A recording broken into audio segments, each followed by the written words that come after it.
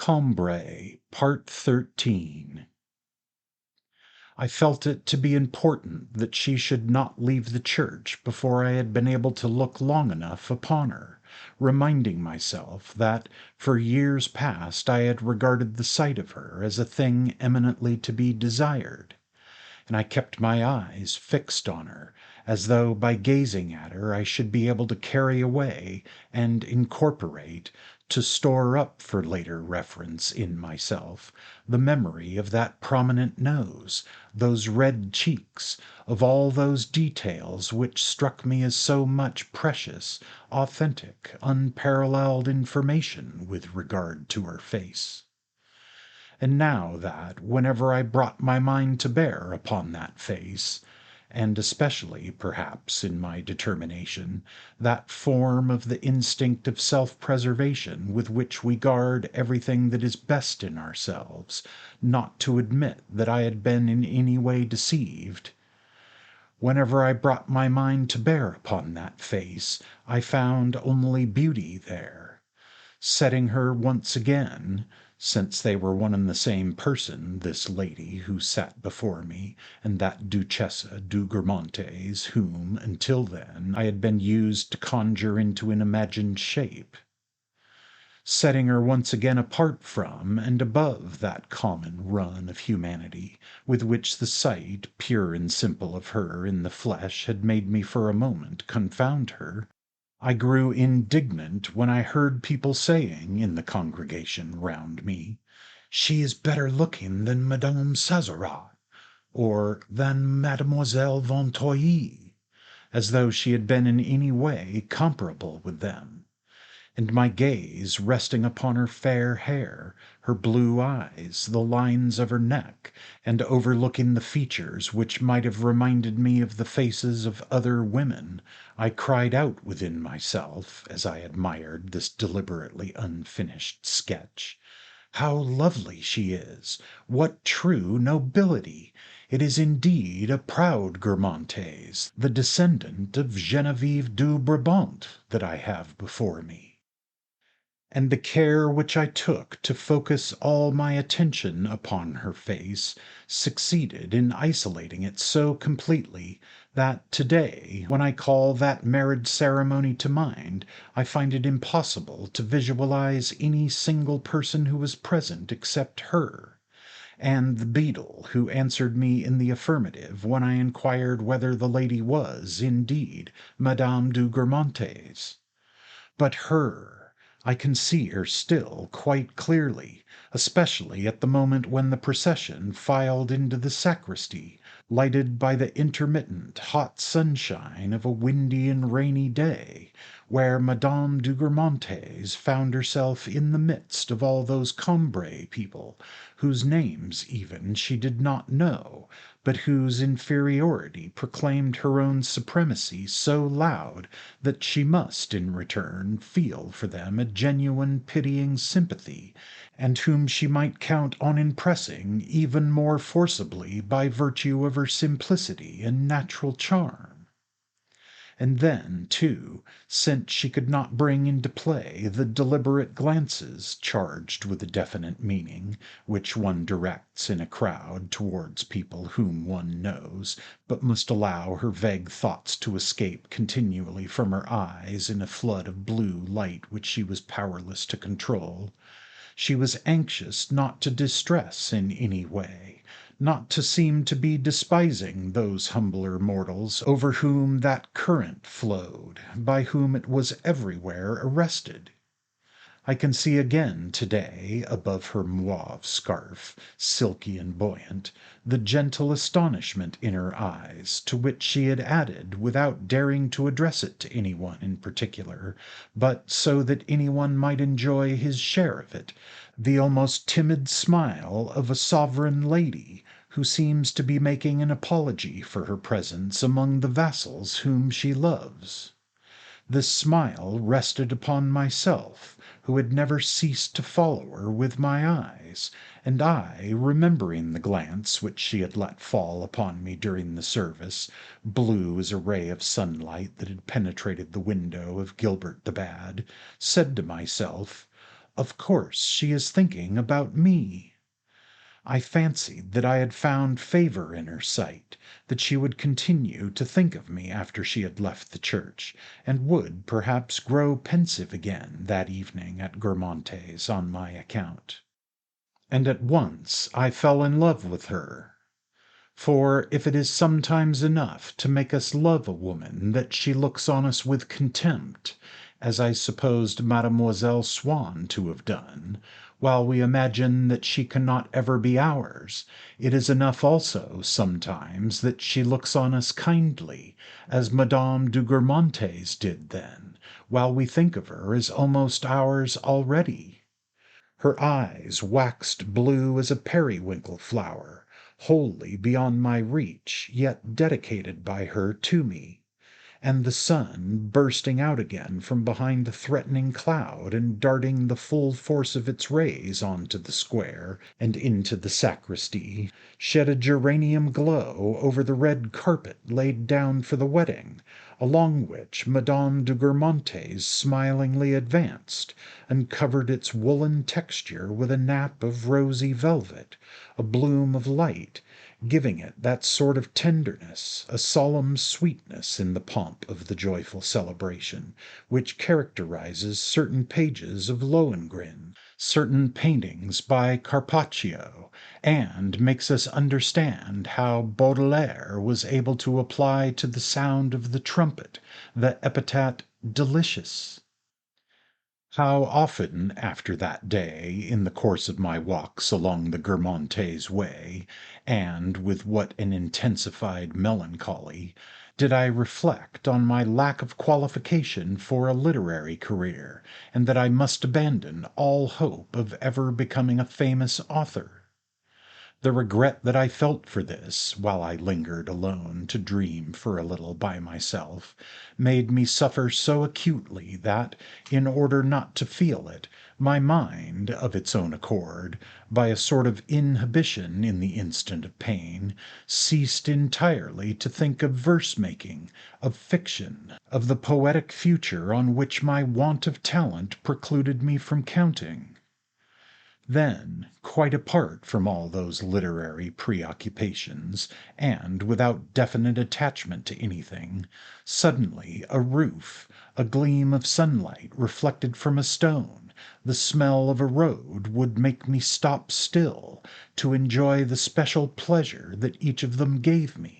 and also because they appeared to be concealing, beneath what my eyes could see, something which they invited me to approach and seize from them, but which, despite all my efforts, I never managed to discover. As I felt that the mysterious object was to be found in them, I would stand there in front of them, motionless, gazing, breathing, endeavoring to penetrate with my mind beyond the thing seen or smelt.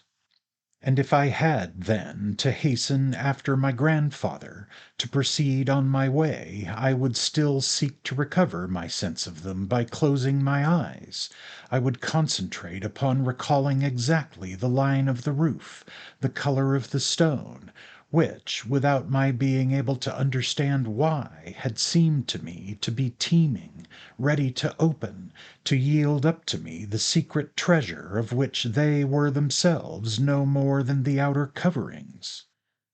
It was certainly not any impression of this kind that could or would restore the hope I had lost of succeeding one day in becoming an author and poet, for each of them was associated with some material object, devoid of any intellectual value, and suggesting no abstract truth. But at least they gave me an unreasoning pleasure, the illusion of a sort of fecundity of mind, and in that way distracted me from the tedium, from the sense of my own impotence which I had felt whenever I had sought a philosophic theme for some great literary work. So urgent was the task imposed on my conscience by these impressions of form or perfume or color, to strive for a perception of what lay hidden beneath them, that I was never long in seeking an excuse which would allow me to relax so strenuous an effort, and to spare myself the fatigue that it involved. as good luck would have it, my parents called me. I felt that I had not, for the moment, the calm environment necessary for a successful pursuit of my researches, and that it would be better to think no more of the matter until I reached home, and not to exhaust myself in the meantime to no purpose. And so I concerned myself no longer with the mystery that lay hidden in a form or a perfume, quite at ease in my mind, since I was taking it home with me, protected by its visible and tangible covering, beneath which I should find it still alive, like the fish which, on days when I had been allowed to go out fishing, I used to carry back in my basket, buried in a couch of grass which kept them cool and fresh.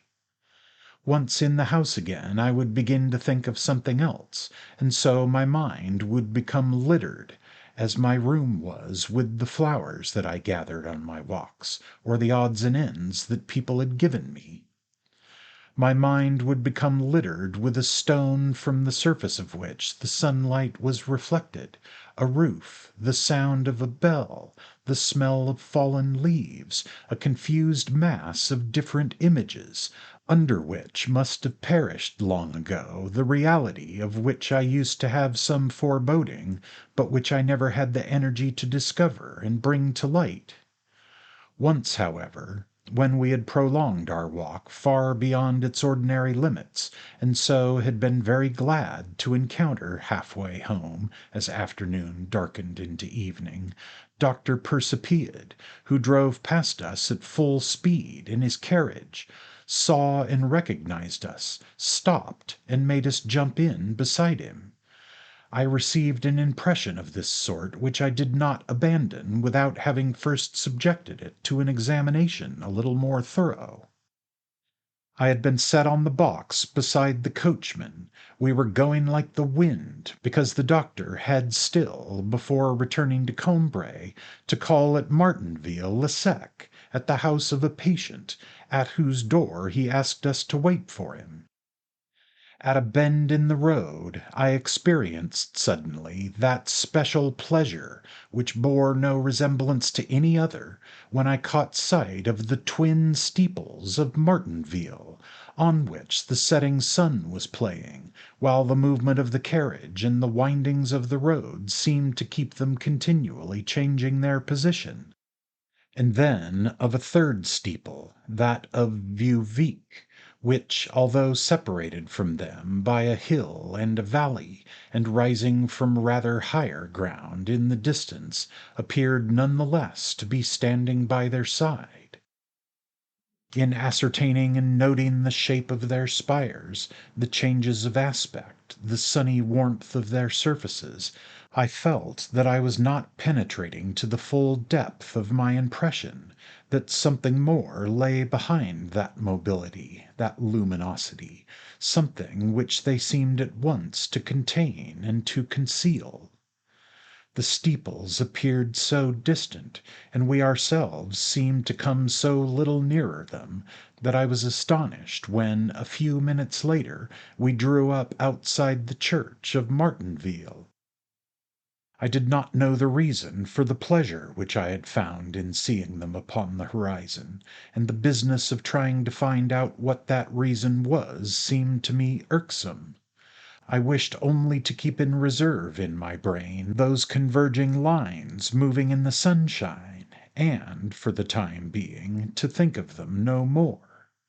And it is probable that, had I done so, those two steeples would have vanished forever in a great medley of trees and roofs and scents and sounds which I had noticed and set apart on account of the obscure sense of pleasure which they gave me, but without ever exploring them more fully.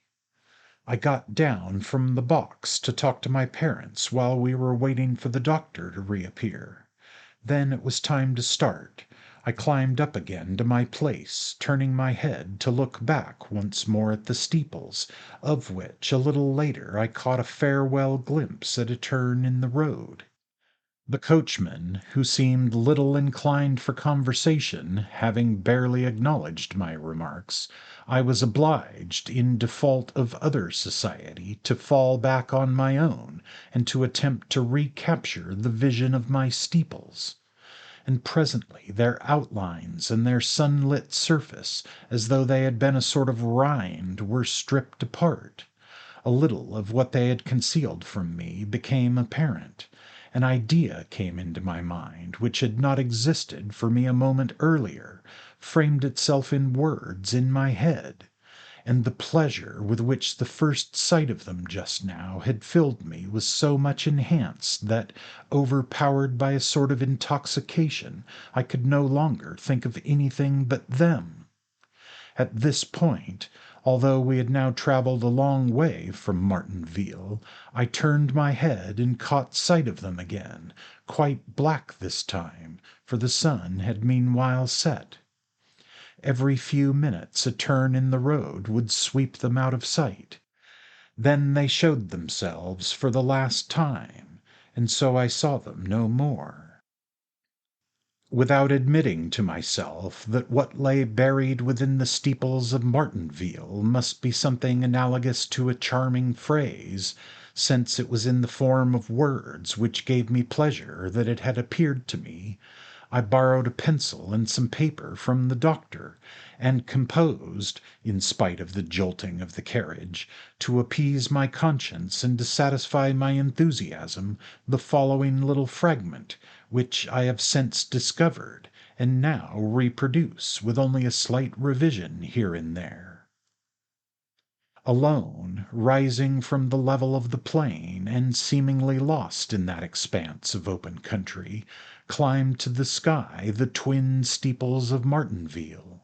Presently we saw three, springing into position, confronting them by a daring volt. A third, a dilatory steeple, that of Vieuxvicq, was come to join them.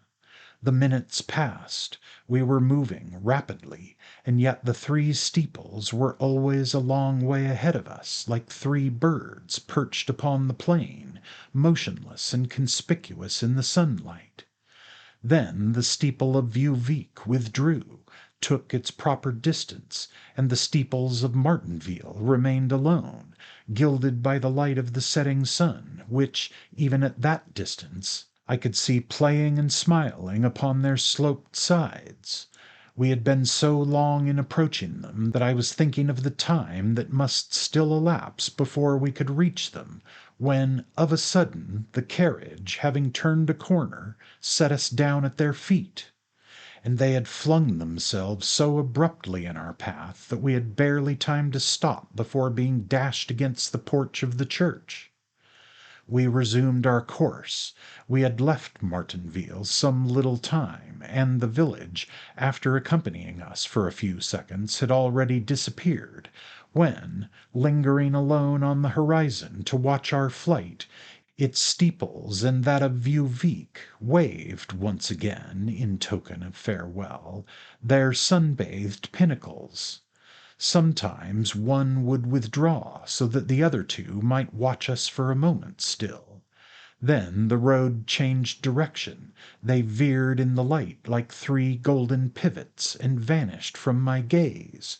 But a little later, when we were already close to Combray, the sun having set meanwhile, I caught sight of them for the last time, far away, and seeming no more now than three flowers painted upon the sky above the low line of fields.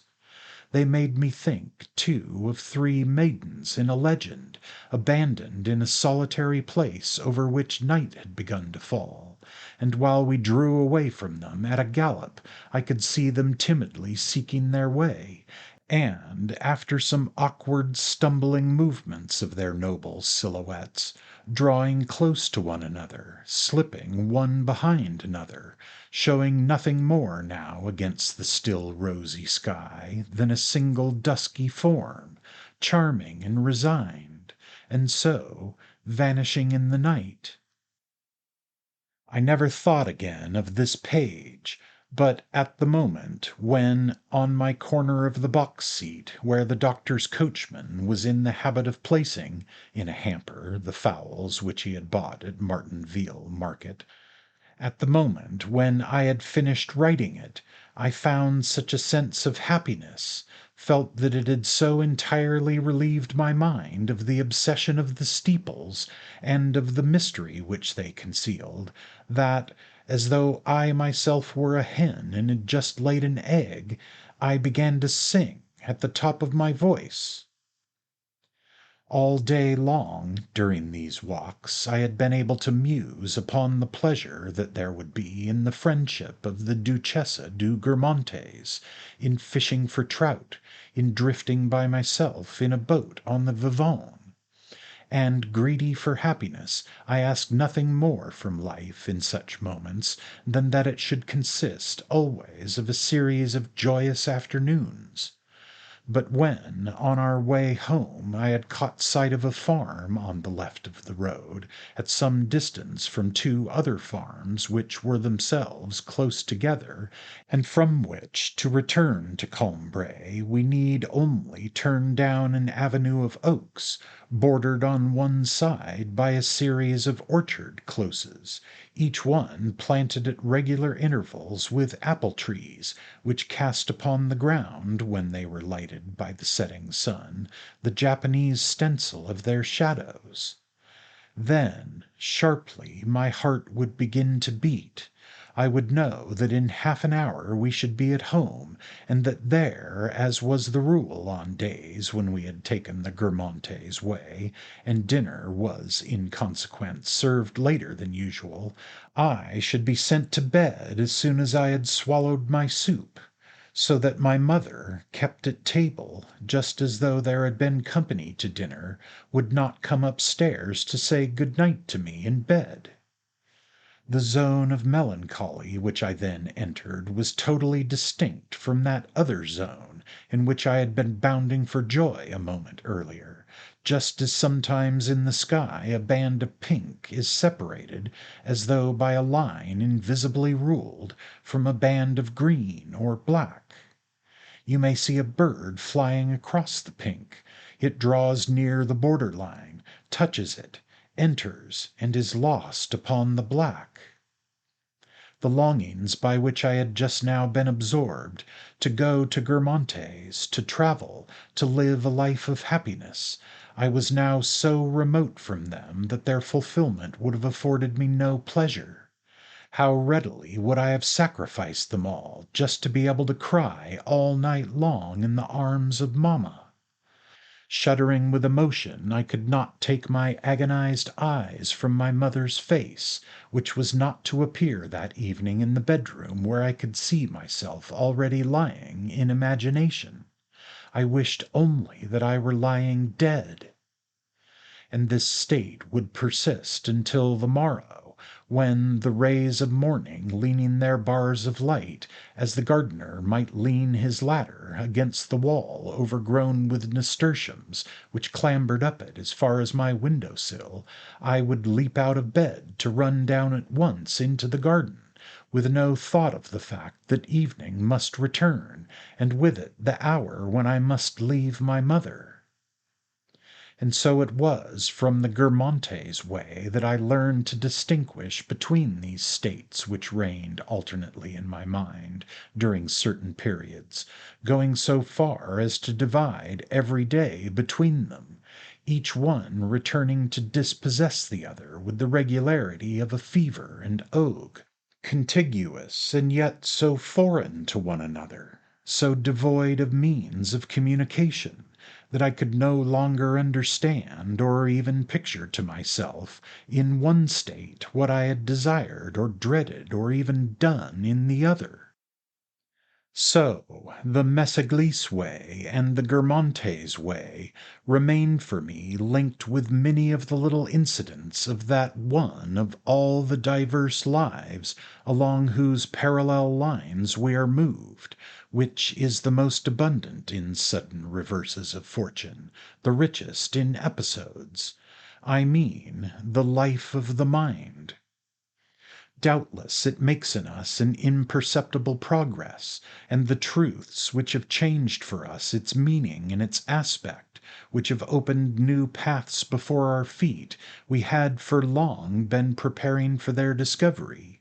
But that preparation was unconscious, and for us those truths date only from the day, from the minute when they became apparent. The flowers which played then among the grass, the water which rippled past in the sunshine, the whole landscape which served as environment to their apparition, lingers around the memory of them, still with its unconscious or unheeding air. And certainly when they were slowly scrutinized by this humble passer-by, by this dreaming child, as the face of a king is scrutinized by a petitioner lost in the crowd, that scrap of nature, that corner of a garden, could never suppose that it would be thanks to him that they would be elected to survive in all their most ephemeral details. And yet the scent of hawthorn which strays plundering along the hedge, from which in a little while the dog roses will have banished it, a sound of footsteps followed by no echo upon a gravel path, a bubble formed at the side of a water plant by the current and formed only to burst. My exaltation of mind has borne them with it, and has succeeded in making them traverse all these successive years, while all around them the one trodden ways have vanished, while those who thronged those ways, and even the memory of those who thronged those trodden ways, are dead. Sometimes the fragment of landscape thus transported into the present will detach itself in such isolation from all associations that it floats uncertainly upon my mind, like a flowering isle of Delos, and I am unable to say from what place, from what time, perhaps quite simply from which of my dreams, it comes. But it is preeminently as the deepest layer of my mental soil, as firm sites on which I still may build, that I regard the Messageries and Guermantes ways. It is because I used to think of certain things, of certain people, while I was roaming along them, that the things, the people which they taught me to know, and these alone, I still take seriously, still give me joy.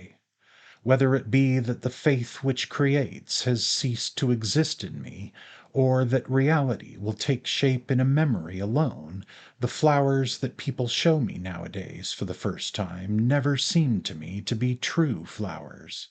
The Messageries way, with its lilacs, its hawthorns, its cornflowers, its poppies, its apple trees; the Guermantes way, with its river full of tadpoles, its water lilies, and its buttercups, have constituted for me, for all time, the picture of the land in which I fain would pass my life, in which my only requirements are that I may go out fishing, drift idly in a boat, see the ruins of a Gothic fortress in the grass, and find hidden among the cornfields, as Saint André des Champs lay hidden, an old church, monumental, rustic, and yellow like a millstone.